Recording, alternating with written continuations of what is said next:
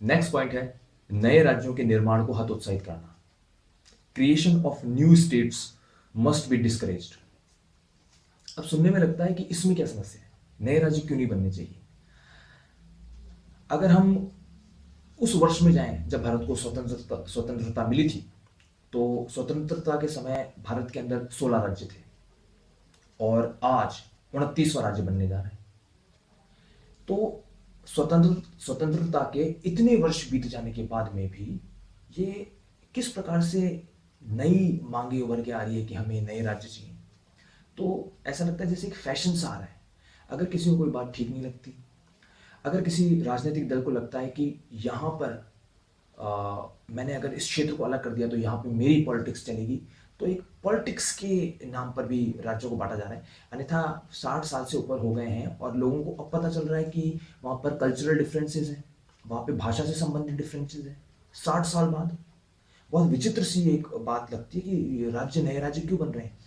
और अगर कोई छोटी मोटी बात हो भी कि कुछ अंतर है, या कोई बड़े राज्य के लोग ये कहें कि हम लोग कोने में हैं, हमारा जो क्षेत्र है वो राजधानी से काफ़ी दूर है और एक कोने की तरफ हम लोग रहते हैं, तो हमारी मांगों का ठीक ढंग से ध्यान नहीं दिया जाता, तो ये तो मुख्यमंत्री का दायित्व बनता है कि वो समस्त जन को, अपने राज्य के जन को समान रूप से सभी अवसर प्रदान करें, किसी एक विशिष्ट क्षेत्र के लोगों को अवसर प्रदान नहीं करें। तो ये तो राज्य के मुख्यमंत्री का काम है।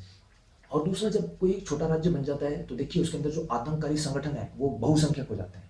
पहले वो बड़े राज्य के अंदर एक कोने में थे, तो उस समस्त राज्य की शक्तियां उनको दबाती थी।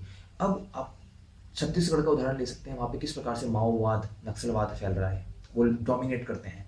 और इसी प्रकार से जितने छोटे राज्य हैं, भले ही वो नए बने हों चाहे वो पूर्व में बन गए हों, उन राज्यों के अंदर भी देख लीजिए कि वहाँ पर क्षेत्रीय राजनीतिक दल पनपने लग जाते हैं। अब क्षेत्रीय राजनीतिक दल के जन्म होने में कोई समस्या नहीं है, किंतु अधिकतर जितने भी क्षेत्रीय राजनीतिक दल हैं उनके अंदर वंशवाद है, परिवारवाद है।